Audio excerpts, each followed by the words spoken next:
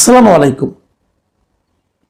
মাঝে একটু বিরতি দিয়ে আবার দর্শকের কথা নিয়ে আপনাদের সামনে হাজির হলাম। আজ আমরা যে কন্টেন্টের উপর দর্শকদের কমেন্টস নিয়ে আলোচনা করব সেটা দুদিন আগে আমি আপ করেছিলাম। আপনাদের নিশ্চয়ই মনে আছে যে একজন আপনার সবিজির একজন নারী তিনি বলেছিলেন যে তিনি জামাতকে ভোট দিতে চান এবং ওনাকে বলা হয়েছিল আপনি যে পোশাক পরেছেন এরকম পোশাক তো জামাত ক্ষমতায় আসলে আপনি পড়তে পারবেন না। সে বলেছিল পড়বো না, তবুও দেশটা ঠিক হোক। নিশ্চয়ই আপনাদের মনে আছে। সেই কন্টেন্টের উপর যে কমেন্টগুলো পড়েছিল, যে কমেন্টগুলো অনেকে লিখেছেন, সেখান থেকে কিছু কিছু কমেন্ট নিয়ে আমি এই আজকের দর্শকের কথা অনুষ্ঠানটা করছি। আমি প্রথম যে কমেন্টটা পড়বো, ইনি লিখেছেন মজনু। তিনি লিখেছেন, কামাল ভাই একটা কথা বলি, বিএনপির চেয়ে জামায়াত মেয়েদের ভোট বেশি পাবে আর অনেক পার্থক্য গড়ে দেবে। এটা কিন্তু অনেকদিন ধরে আলোচনা হচ্ছে যে মেয়েদের মধ্যে নাকি জামায়াতের মধ্যে বেশ ভালো কাজ করেছে এবং সে কাজেরই ফল সম্ভবত এই মজনু সাহেব বলছেন আর কি। শাহনেওয়াজ সুমন লিখেছেন, দেশের মা বেহেন সবাই জামায়াতকে চায়, তারা 4 সতীনের ঘর করতে চায়। মানে একটু বিদ্রুপ আছে আর কি। মঈন ইসলাম লিখেছেন, জামায়াত কিয়ামত পর্যন্ত চেষ্টা করলেও বাংলাদেশের মাটিতে সরকার গঠন করতে পারবে না। বাস্তবে তাদের ভোট নেই, এটাই সত্য। তারা অনলাইনে শক্তিশালী। দেখুন, আমি পরপর 3টা পড়লাম, কিন্তু 3টাতে 3 ধরনের মানে দৃষ্টিভঙ্গি কিন্তু আসলো। আর রাজীব শর্মা লিখেছেন, মেয়েটা আবেগ দিয়ে কথা বলেছে, আগে পিছ চিন্তা না করে। সে হয়তো দেশের বর্তমান পরিস্থিতি দেখে এমন কথা বলেছে, এটা আপনাকে বুঝতে হবে। সে হয়তো শিবিরের টোটকা খেয়েছে, উপঢৌকন পেয়েছে, কারণ শিবিরের কাজ হচ্ছে মানুষের দুর্বলতার সুযোগ নিয়ে থাকে, তো সুযোগ নিয়ে তাকে দলে আনা। নারী জাতি হচ্ছে আবেগী। ইসলামী শাসন কোনো দেশের জন্য সুখকর নয়। ইরানের কথা চিন্তা করুন, আফগানিস্তানের কথা চিন্তা করুন, যেখানে ভূমিকম্প হয়েছিল কিন্তু সেখান থেকে নারীদের কেউ উদ্ধার করেনি। সবাইকে ভবিষ্যৎ নিয়ে ভাবতে হবে, বর্তমান চিন্তা করলে চলবে না। মধ্যপ্রাচ্যের শাসনকে ইসলামী শাসন বলে না, এটা হচ্ছে রাজার শাসন। যাক, রাজীব শর্মা সাহেব একই সঙ্গে অনেক কিছু বললেন। এবারে মন্তব্যটা লিখেছেন অ্যাঞ্জেল ড্রয়িং ক্রাফট মি, ছদ্মনাম, হয়তো ওনার সংগঠনের নাম, প্রতিষ্ঠানের নাম। তিনি লিখেছেন, এইসব মহিলারাই সবার আগে কান্না শুরু করবে জামাত আসলে। আবেগে বাঙালি নিজে নিজের পাছায় বাস দেয়, যখন ফাঁদে পড়ে তখন কুল কিনারা পায় না। শাহাদাত লিখেছেন, ভাই এটা তো কোনো নাটকের অংশও হতে পারে। হতে পারে। দেখেন, একটা ঘটনার কত রকম ব্যাখ্যা কিন্তু আমরা পাচ্ছি, তাই না? উত্তম মণ্ডল লিখেছেন, স্যার উনি হয়তো বুঝতেই পারছে না যে এই 18 মাস দেশ জামাতই চালাচ্ছে, আর দেশের এই অবস্থার জন্য একমাত্র জামাত এই দায়ী। নাজনীন আক্তার লিখেছেন, আমি তো জামাতকে ভোট দিব। আমি হিজাব পরি না, রবীন্দ্রসঙ্গীত পছন্দ, কিন্তু অনলি জামাত দেশকে আগিয়ে নিবে। কে কে জামান লিখেছেন, এইসব মেয়েরা হচ্ছে যৌনকর্মী, এরা হচ্ছে রাতের খাবার, এদের মতো ফালতু মেয়েদের কথা কে শুনে। দেখেন, আমি এখন একটু কথা বলি এই মন্তব্যগুলি নিয়ে। এক একজন এক এক ধরনের কথা বলছেন, এবং এই জামান সাহেব যে মন্তব্যটা করেছেন এটা আমার কাছে সবচেয়ে মানে আপনার আপত্তিকর মন্তব্য মনে হয়েছে। দেখেন, আপনি যখন বললেন রাতের খাবার, এটা একদম সুইপিং কমেন্ট হয়ে গেল না? আপনি কি জানেন ওনার সম্পর্কে? আপনি জানেন না, নাও তো হতে পারে। আবার উল্টো দিকে ধরি, যদি বলেন রাতের খাবার, খাবারটা খায় কে? পুরুষরা কোনো না কোনো পুরুষই তো খায়, আপনার আমার মতো কেউ না কোনো পুরুষই তো খায়। তাহলে এটা কি খাবারের দোষ নাকি যে খায় তার দোষ? এই যে এভাবে কমেন্ট করা ঠিক না। তারও চেয়ে বড় কথা, ধরে নিলাম আপনার কথাই ঠিক, কিন্তু তাও তো ওনার ভোট আর আপনার ভোট একই ভোট। আপনি জ্ঞানী লোক, আপনি বুঝতে পারছেন আপনার ভোটকে কিন্তু একটাই গ্রহণ করা হবে, এবং নির্বাচনটা কিন্তু ভোটের উপর হয়। ওনার কথা শুনে হয়তো আপনি ভোট দিবেন না, কিন্তু উনি তো ভোটটা দিবেন। আপনি হয়তো অনেক জ্ঞান চিন্তা ভাবনা করে ভোট দিলেন, আর উনি না বুঝিয়ে একটা ভোট দিলেন, সমান সমান হয়ে গেল। কাজে এই ধরনের কমেন্ট না করা ভালো। আবার দেখুন, আরেকজন আমরা দেখলাম নাজনীন আক্তার, উনি কিন্তু বললেন যে উনি জামাত করেন না, তবুও জামাতকে ভোট দিবেন।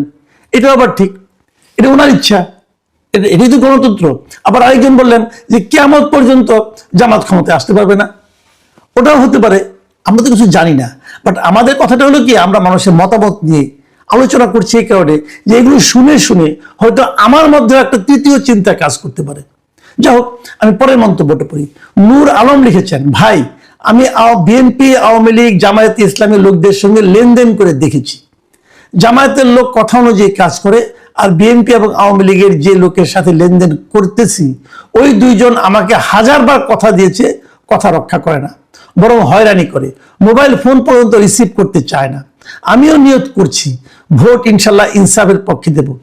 আপনাদের যদি কারো কাছে তথ্য থাকে তৃণমূল পর্যায়ের জামাতের নেতার লেনদেন খারাপ আছে, আমাকে কমেন্টের মাধ্যমে জানাবেন। জামাতের লোকদের প্রতি আমার একটু পজিটিভ ধারণা হয়েছে, আমার চিন্তা ভাবনায় আমি সঠিক আছি কিনা তা মিলাবো। দেখেন, এই যে নূর আলম কথাটা যেটা বলছেন, এই কথাটা কিন্তু আমি গুরুত্ব দিচ্ছি। দেখেন, এটাই যে একমাত্র দৃশ্য তাও কিন্তু না, উল্টো হতে পারে। আওয়ামী লীগ বিএনপি লোকের মধ্যেও অনেক আছে যারা ঘুরায় না, কিন্তু ওনার যে অভিজ্ঞতা, সেই অভিজ্ঞতাটাকে আপনি বাতিল করে দিবেন কিভাবে? কত পারবেন না। বিভিন্ন মানুষের বিভিন্ন অভিজ্ঞতা থাকবে, সবগুলো আমাদের চিন্তা করতে হবে। ড্রাগন লিখেছেন, মাসুদ ভাই আপনিও কি জামাত থেকে টাকা নিয়েছেন তাদের পক্ষে দালালি করার জন্য? আচ্ছা, আমি এর পরেরটা পড়ি, তারপরে আলাপ করি। মোহাম্মদ রফিক লিখেছেন, আসলে আপনি নিরপেক্ষ সাংবাদিক। যাক, একটু কনফিউজ হয়ে যাচ্ছি। আবার রাজীব লিখেছেন, মাসুদ হইল আওয়ামী লীগের দালাল, ভারতীয় বীজ। ভাই আমি কোন দিকে যাব? একজন বলতেছে আমি আওয়ামী লীগের দালাল, ভারতীয় বীজ, অর্থ তো খারাপ, তাই না? একটু অশ্লীল গালি কিন্তু আমাকে দিয়েছেন। দেন, গালি দিলে আমার গায়ে লাগে না, আপনি যেমন উচ্চারণ করেছেন আপনারই লাগে। আবার আরেকজন বলছেন নিরপেক্ষ, আবার আরেকজন বলছেন জামাতের কাছ থেকে টাকা খেয়েছি। একটা প্রোগ্রাম থেকে কিন্তু, একটা কন্টেন্ট থেকে। তো আমি কি 3 ধরনের মন্তব্য করেছি? যাই হোক, সবগুলি মিলিয়ে মনে হচ্ছে তাহলে আমি বোধহয় ঠিক জায়গায় আছি। আমিনুল ইসলাম লিখেছেন, ইদানিং মাসুদ কামাল ভালোকে ভালো আর মন্দকে মন্দ বলতে পারাটা পজিটিভ বলে মনে হয়। বাহ, এটাও ভালো। আসাদ আল হাসান তিনি লিখেছেন, এগুলো সব টাকার খেলা। জামাতকে এইরকম বিষয়ে পজিটিভ ভাবে উপস্থাপন করার জন্য এরকম মডেল বা ইনফ্লুয়েন্সার ব্যবহার করতেছে। এর বিরাট উদাহরণ সালমান মুক্তাদির। এর কারণ মানুষের মাঝে ধারণা ছড়ানো, বিশেষ করে নারীদের মাঝে। বাংলাদেশের মানুষ খুব আবেগী, সরল বিশ্বাসী, আর যদি নারীদের দিয়ে এসব কাজ চালানো হয় তাহলে আরো সহজেই মানুষ বিশ্বাস করে। হ্যাঁ, এটা হতে পারে। TTCMR উনি লিখেছেন, মাসুদ কামাল ভাই আমারও মনে হয় জামাতের ক্ষমতায় আসার সম্ভাবনা অনেক, এবং এর কারণ শুধুমাত্র যে অপশাসন তা না, সবচাইতে বড় কারণ বাংলাদেশের শিক্ষা ব্যবস্থা পুরোপুরি ধ্বংস হয়ে গেছে। এটা শুরু হয়েছে শেখ মুজিবের আমল থেকে এবং চলমান আছে এখন পর্যন্ত, যেটার ফলাফল বাংলাদেশের মানুষ দূরদৃষ্টি নেই এবং গভীর চিন্তা করতে অক্ষম। আমিও চাই জামাত আসুক, বাংলাদেশের মানুষের একটা শিক্ষা হোক, এদের অবস্থা হবে ট্রাম্পের এখনকার শাসনের মতো। মাহফুজ অন্তু লিখেছেন, আপনি ইনিয়ে বিনিয়ে এটাই বলতে চান যেন বিএনপি আওয়ামী লীগের প্রতি অত্যাচার না করে। এটাই আপনার সব ভিডিওর থিম। দিল্লি টাকা খান, তার গুণ না গাইলে তারাও থেরাপি দিবে সেই প্রেসারে। একটা কথা ঠিক বলেছেন যে আপনি ইয়াংদের ভাষা বুঝেন না। এর কারণ তারা শুধুমাত্র এই কারণে জামাতকে ভোট দিবে যে জামাত আওয়ামী লীগের প্রতি অন্যায় করে না। জামাতের মধ্যে আরো সব ভালো গুণ আছে যা দ্বারা সবাই প্রভাবিত, সৎ, সাংস্কৃতিক, নৈতিক, নির্লোভ। কিন্তু আপনি ছাত্র দলকে সিরিয়াস করতে চান যেন তারা আওয়ামী লীগকে বুকে আগলে রাখে জামাতকে থামাতে। এই হচ্ছে আপনার থিম। যাই হোক, আমার থিম নিয়ে আপনি বেশ গবেষণা করেছেন, আপনাকে অনেক ধন্যবাদ ভাই। মোহাম্মদ মাসুম লিখেছেন, স্যার এরকম নিরপেক্ষ আলোচনা সবসময় করার চেষ্টা করবেন, যদি কোনো সময় বাধা আসে ওপেন করে দিবেন সেটা। হ্যাঁ, আমি এই মাসুম সাহেবের এই বক্তব্যটা খুব পছন্দ করলাম। আমি আপনাকে বলি, বাধা আসলে আমি অবশ্যই ওপেন করে দেব, এবং আমি যেটা বুঝি ভাই আমি সেটাই বলি। এটা যদি নিরপেক্ষ হয় নিরপেক্ষ, না হলে নাই, কিছু করার তো নাই, তাই না? আপনার মন্তব্যের জন্য অনেক ধন্যবাদ। মোহাম্মদ খলিলুর রহমান লিখেছেন, বিএনপির চাঁদাবাজি, মব, দখল, হত্যা, ধর্ষণ, লুটপাট, অগ্নিসংযোগ, খাম্বা তারেক, হাওয়া ভবন, 21 আগস্ট গ্রেনেড হামলা, দুর্নীতিতে পরপর 5 বার চ্যাম্পিয়ন, এসবই বিএনপির বিকল্প জামাত।